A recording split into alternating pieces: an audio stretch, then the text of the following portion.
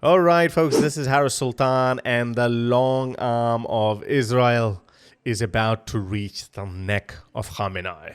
I have a message for the tyrants of Tehran. If you strike us, we will strike you. There is no place.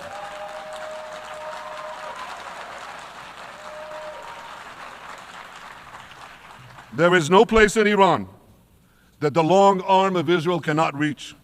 And that's true of the entire Middle East.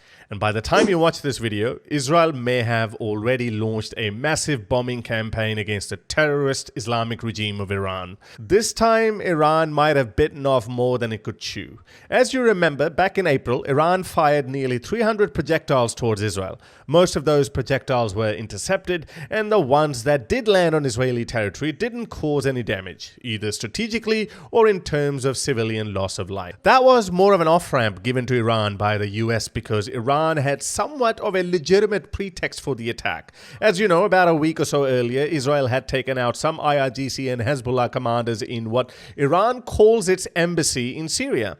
Israel said it wasn't Iran's embassy, but a military compound designed to harm Israel. Still, the US gave Iran an off-ramp. That was the first direct attack by the Islamic regime on Israel. Israel protested, but the matter was settled then and there. However, it turns out that it was one of the escalatory steps on the so-called escalation ladder. Now the precedent had been set. Both Israel and Iran could now directly attack each other. Fast forward to September, October, Israel took out top Hezbollah leadership in Lebanon within 10 days. This significantly damaged Iran's decades-long investment into proxies designed to harm Israel. This time, Iran had no legitimate reason to attack Israel because Israel targeted Hezbollah's leadership, which is officially an independent entity as Iran refuses to acknowledge it as its proxy. So, technically speaking, Iran had no reason to retaliate against Israel for taking out Nasrallah. Well, we all know that that's not the truth. Hence, Iran faced three options, all of them terrible, but it seems Iran chose the worst possible one. Option number one, do nothing and become the butt of jokes among Muslims, both online and offline. Tuck your tail between your legs and run. I think this was the best option at Iran's disposal because while they would have been trolled online for a bit, people would have forgotten about it after a few weeks. However, this would have also sent a signal to Iran's proxies that Iran doesn't have their back. This could cause a breakdown of trust between Iran and its proxies. Option number two, make some sort of a deal with the US. Some people suggested that Iran might re-establish a nuclear deal with the US, but that would have made Iran look like it has sold its fellow Muslims for its own interests. Both of these options would have made Iran look terrible, but at least they wouldn't have jeopardized its existence. Option number three, directly attack Israel with ballistic missiles to show Muslims worldwide that Iran is not afraid of Israel and will come to the rescue of its fellow Muslims in Lebanon and Gaza. This was the worst option because Iran has now played into the hands of Netanyahu, who has been looking for an excuse to neutralize Iran's threat once and for all. So yesterday, Iran launched around 180 ballistic missiles at Tel Aviv and Jerusalem. Like before, none hit any military target or civilians for that matter. In fact, a poor Palestinian in the West Bank was killed by a falling shrapnel. This has been confirmed by the West Bank authorities themselves. There's even a video of it, but I can't show it here due to its graphic nature. Iran has issued an official statement saying that this was a revenge for the assassinations of Ismail Haniyeh and Nasrallah. So, here we are. The United States, along with many other Western leaders, has condemned this unprovoked attack by Iran. The US and other Western leaders who had been urging Israel to agree to a ceasefire are now left with no choice but to stand by Israel. Benjamin Netanyahu, you're a genius. Check out Kamala Harris's statement, who up until this point has been somewhat not showing full support to Israel. In fact, a lot of people say that this might have contributed to Iran miscalculating, thinking that the United States is not entirely standing by Israel. Iran is a destabilizing, dangerous force in the Middle East, and today's attack on Israel only further demonstrates that fact. Earlier today, I was in the Situation Room with President Biden and our national security team as we monitored the attack in real time and ensured that the protection of U.S. personnel in the region is paramount. I fully support President Biden's order for the U.S. military to shoot down Iranian missiles targeting Israel, just as we did in April. We are still assessing the impact, but initial indications are that Israel, with our assistance, was able to defeat this attack.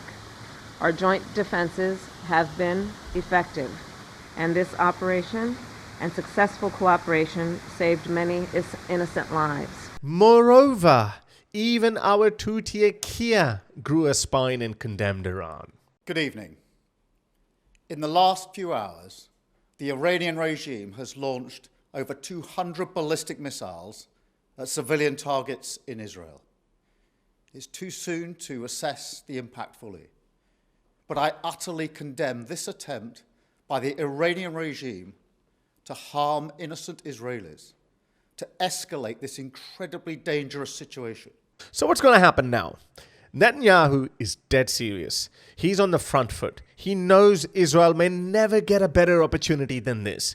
Even though the US and other Western leaders had been urging him to show restraint, now that Iran has shot itself in the foot, even America has no legitimate grounds to tell Netanyahu not to respond. So how is Israel going to respond? Here are a couple of options.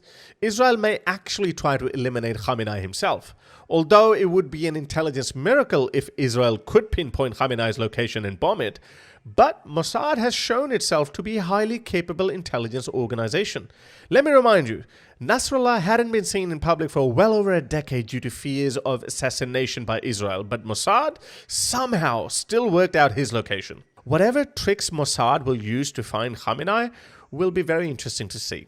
The second option is even more interesting. The second option could be Israel bombing Iran's nuclear facilities. Israel has said for many years that the greatest threat to its existence comes from Iran's nuclear program and has always spoken of preemptively attacking Iran's nuclear program. However, that's easier said than done because most of Iran's known nuclear sites are hidden deep inside the Zagros mountains near the city of Qom. If you remember, last April, Israel launched just one missile at the city of Isfahan in response to Iran's missile attack on Israel. Why did Israel pick Isfahan? Well, Isfahan has a uranium conversion facility. This was a message to Iran that Israel can bomb its nuclear facilities. Right now, everyone is saying that unlike last time, when Israel's retaliation was very weak due to US's restrictions, this time there are no limitations placed on Israel by the US. If Khamenei or senior leadership of the Islamic regime is killed, or even if its nuclear facilities are destroyed, it would cause massive chaos in Iranian society, which is already overwhelmingly anti-Islamic regime.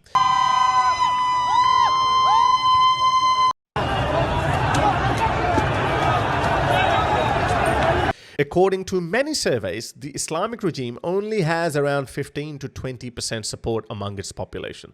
The vast majority, from secular groups to even some religious groups, all hate this Islamic regime, and so do I. The Iranian diaspora is even celebrating this attack on Israel, not because they hate Israel, but because they want the Islamic regime to be bombed to hell by Israel. So, hopefully I've released this video just in time, or you've already seen the beginning of the end of the Islamic regime. If you like this video, give it a like and maybe share it with your friends. You can also support the channel by going to patreon.com/HarrisSultan, or you can buy me a coffee at buymeacoffee.com/HarrisSultan. Until next time, ta-da. If you'd like to support my work, you can become my patron by going to patreon.com/HarrisSultan, or you can simply buy me a coffee.